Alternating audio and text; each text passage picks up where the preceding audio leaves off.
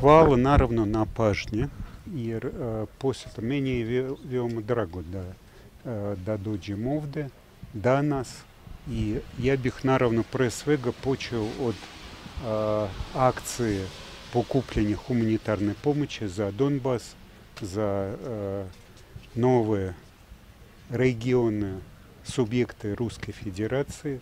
Ja mislim pokuplja se konkretno za Zaporožje jeste, predsjedniče, i stvarno ovo je najbitniji čin.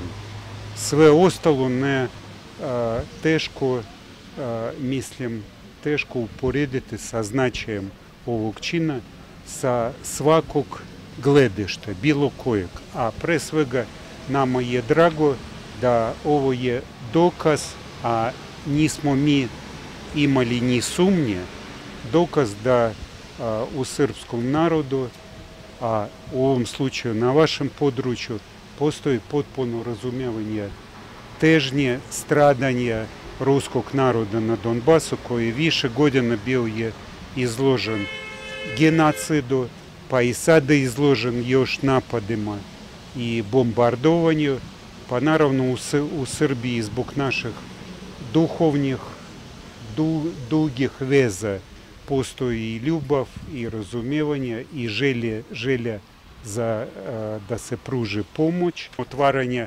ulice Bulaha, što je isto tako odnos Zlatiboraca, stanovništvo koje tu živi, i ovo veoma cenjeno.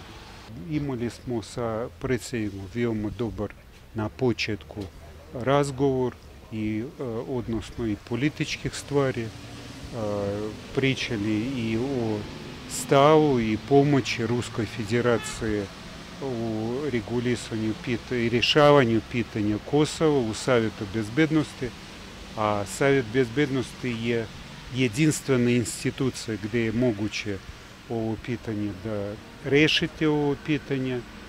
I pa puno smo pričali i o planovima naših odnosa, razvoja ekonomskih privrednih odnosa. Imaću sastanak, imat ćemo mi svi koji su došli, a došao i trgovinski predstavnik, i mi imat ćemo sastanak sa privredom odavde, sa privrednicima, i očekujem da oni naravno budu imali konkretne ponude.